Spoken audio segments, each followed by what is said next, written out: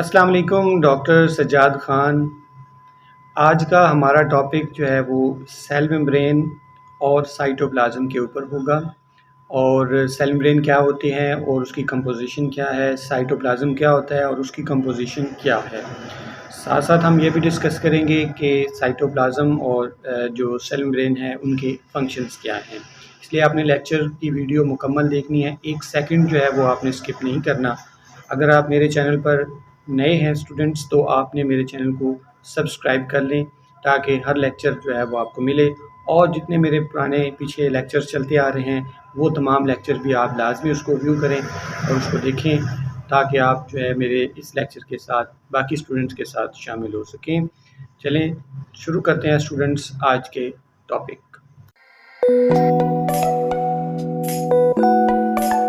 Discuss कर रहे हैं सेल मेम्ब्रेन या फिर प्लाज्मा मेम्ब्रेन। सेल मेम्ब्रेन की डेफिनेशन है कि it is the outer covering of the cell. Cell की जो आउटर कवरिंग होती है उसको सेल मेम्ब्रेन कहते हैं।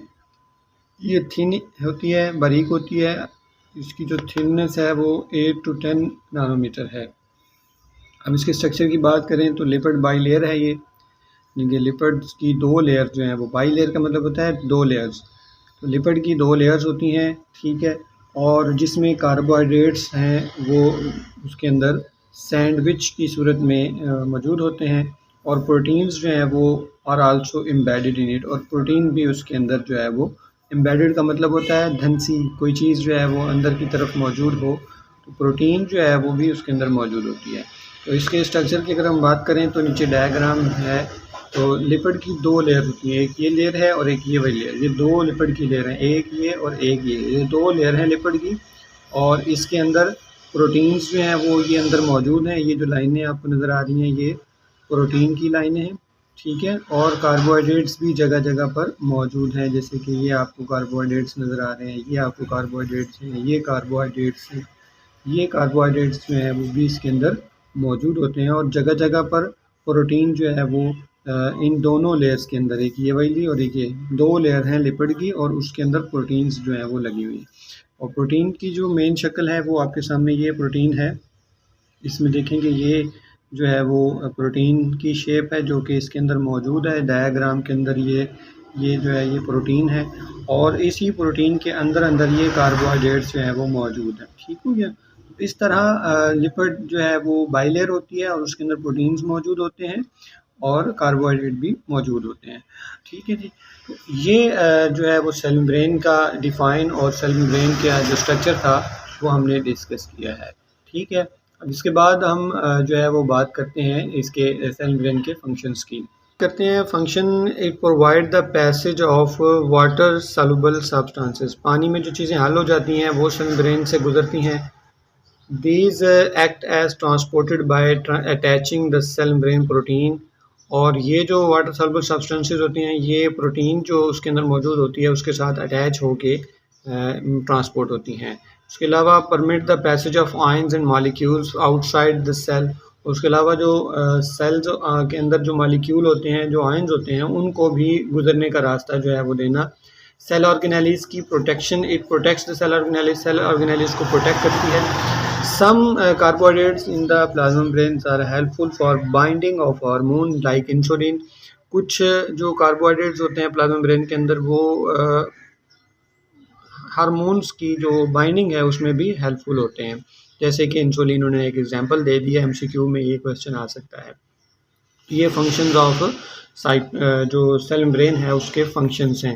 क्वेश्चन आता है कि what is cell membrane and what are the function of cell membrane. तो ये फंक्शन जो है वो पांचों फंक्शंस जो हैं वो विद डिफाइन जो हम पहले कर चुके हैं वो आपको इसके अंदर लिखनी होगी। उसके बाद बात आती है साइटोप्लाज्म की।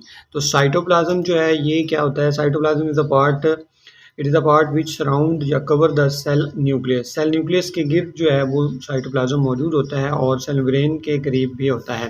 तो साइटोप्लाज्म के दरअसल 2 जोन होते हैं, एक है जी एक्टोप्लाज्म, दूसरा एंडोप्लाज्म।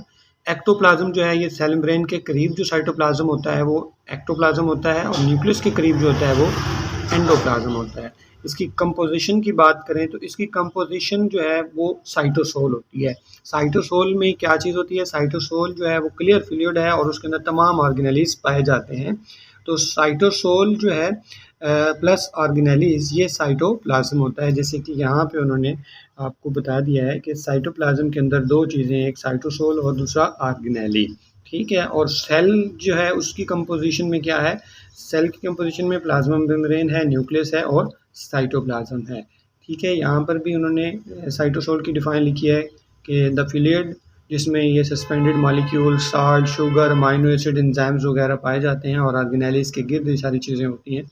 तो ये जो है साइटोसोल होता है और साइटोप्लाज्म जो है वो साइटोसोल प्लस ऑर्गेनेलिस कंबाइन जो है वो हम साइटोप्लाज्म जो है वो कहलाता है। तो साइटोप्लाज्म की कंपोजिशन में दो चीज़ें हैं, एक साइटोसोल और दूसरा जो है वो इसके अंदर सेल के ऑर्गेनेलीज होते हैं। उन ऑर्गेनेलीज को हम आगे डिस्कस करेंगे, जिसमें endoplasmic reticulum, Golgi apparatus and etc, इस तरह के बहुत सारे ऑर्गेनेलीज जो हैं वो आते हैं।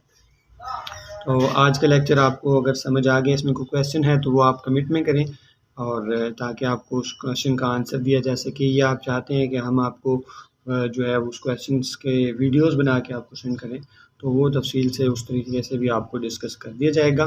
तो नेक्स्ट लेक्चर नेक्स्ट वीडियो में हम करेंगे। तब तक के लिए आप मेरे इस चैनल को लाजमी सब्सक्राइब भी करें और बेल आइकन को प्रेस करें ताकि नई वीडियो आप तक पहुँच सके। दुआ में याद रखें। अल्लाह हाफिज़।